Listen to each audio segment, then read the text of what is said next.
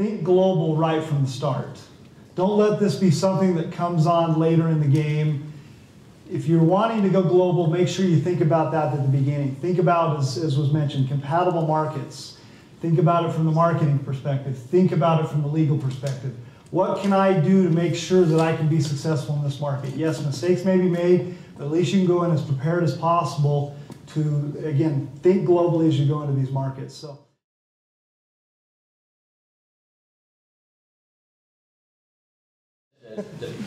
The challenge we've got is that 80% of businesses that are started fail the first 5 years. And out of those 20%, another 80% fail the next 5 years. And the question is why? It has been alluded to the fact that we are, when it comes to international business, we need to plan. We need to, you cannot do it on the cheap yet. You can, but see how far you will go. And what's important is, it's a little bit like running a marathon. Some of you might have run a marathon. You've got to prepare. Yeah, you can go to the starting line, but see how far you're going to get if you're not prepared. And there are a lot of resources, which I hope we will be discussing here, that are available, private resources and public resources. And international business is not for the faint of heart. It takes commitment, and a strategy.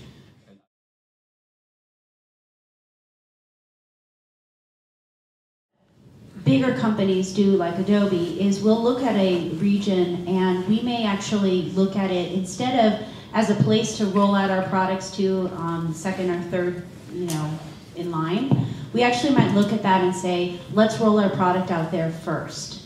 And part of the reason for that is because certain other regions have, they're a little bit smaller, so we can handle a rollout maybe faster, or perhaps it's one of those things that we want to test.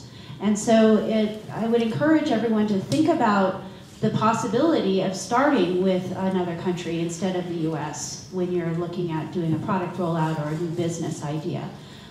We did have certain countries in Europe, for example, you could look at Benelux or you could look at the Netherlands and you could say, I'd like to roll out there first.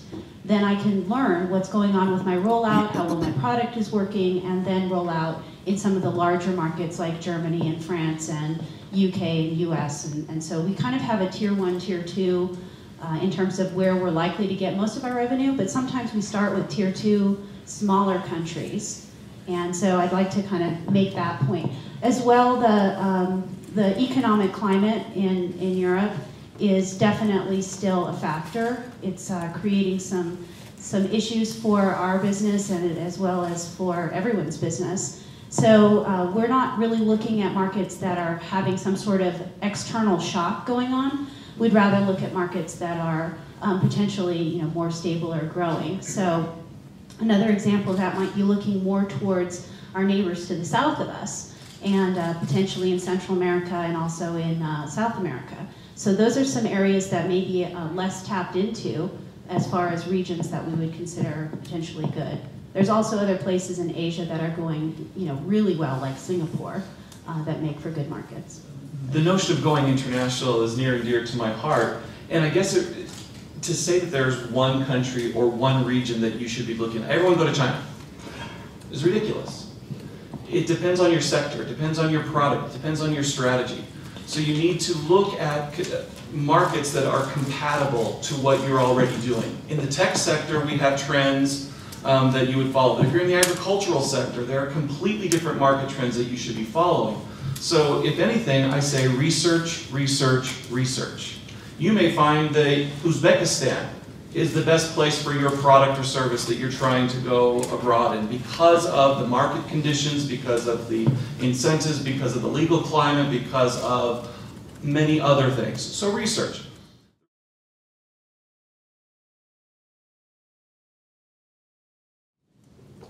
It depends on the purpose. You really, the one thing that is always true about translation and localization is that it depends on the purpose. The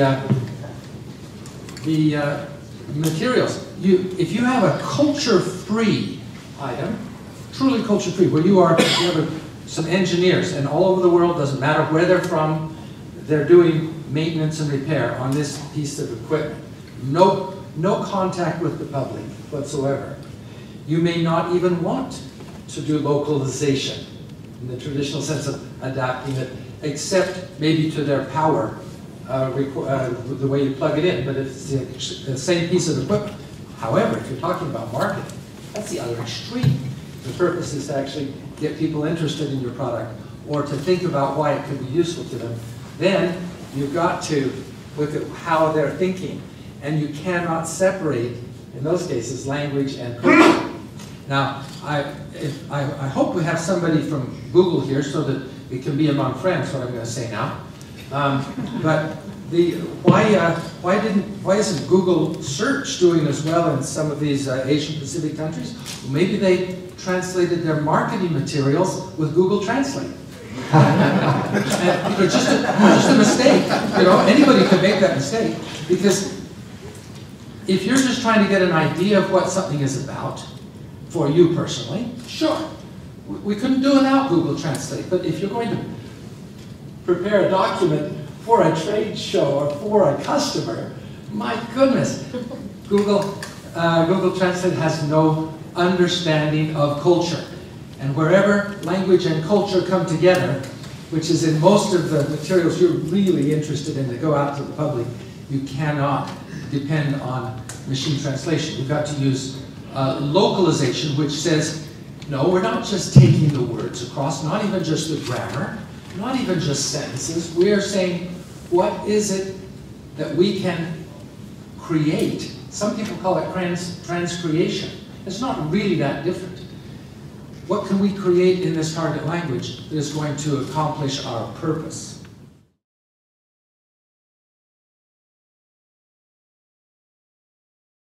Time, and I always say, do not save money when it comes to professional interpretation and translation and localization services. I have made the mistake myself when I came originally to the United States and imported products, trying to put together an advertising campaign. And I want you to know that I learned the hard way, and I had to hire somebody, because we just don't have this fine gefühl, this feeling, when we go to other countries. And now, I've lived here so many years, I don't have that anymore, even in Austria, where I'm coming from. I'm a certified translator, but that was 20 years ago. Are you kidding me? The language has been kept moving. So we need to be very realistic that we have a professional translation and interpretation firm, and I'm so grateful that MultiLing has been on the forefront along those lines.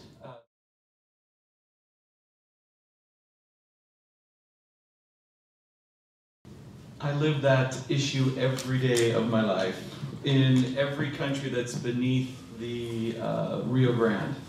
And you can imagine the diverse cultures and the diverse influences that are necessary. And plus, I have to go across different product lines. We represent several different major brands in market. And so it's about maintaining an essential corporate identity around the brand that cannot change across countries, and identifying what elements those are, and working with our clients, of course, to understand their branding guidelines and whatnot, and that's a little bit complicated region by region, but then allowing for flexibility so that it can be translated. Even something as simple as colors, as many of you know. What may be blatantly obvious here as a color that means something, whatever it is, purity, might mean something completely different, same color in local markets. And so that's where you have to have some flexibility. You cannot just say, well, this is our brand and this is the way it's going to be. Well, okay, well then your success will be as limited as your vision. So you have to have the strength to say, okay, our brand has certain essential components that can never be violated, so that it does have that universal global appeal, especially in multi-markets. But then there has to be a certain degree of messaging flexibility or brand identity that is allowable.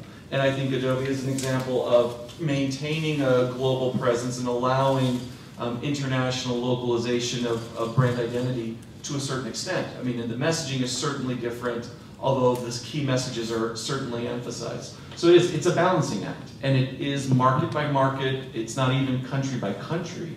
It's sometimes region by region within a country or within an area.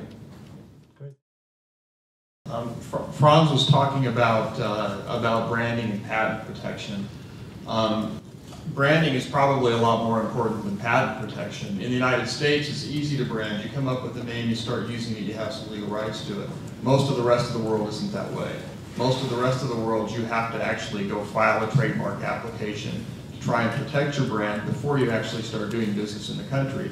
And if your business takes off and people are recognizing that brand and you don't have it protected in certain places, it can be a big deal. We had a client a year or so ago that hadn't protected their name in Brazil. They weren't doing they weren't marketing in Brazil yet, but it was a place that they wanted to go. Unfortunately, somebody else had already stepped in and taken the company's name, and so it's a big deal. They have legal fights about who gets that rights to that name because it is a recognized name, and it's an iffy situation. They may not give rights to their own name in Brazil because they didn't take the appropriate measures at the outset to protect those rights. You were talking about contracts. Most of the contracts I see are for emerging companies, and they're trying to market their technology to other companies. Most of the contracts I've seen from outside the United States, from companies outside the United States, they're perfectly willing to write the contract in English. And the English speakers in a lot of these companies are very good, and the contract will be very similar to a contract between two U.S. entities. Unfortunately, a lot of times the heavy hitters are based outside of the United States, and they want to have that contract decided in terms of their law. And again, you have to rely on those legal relationships outside of the United States and the expertise outside of the United States to deal with those types of issues, with the branding issues, with the patent issues, everything like that.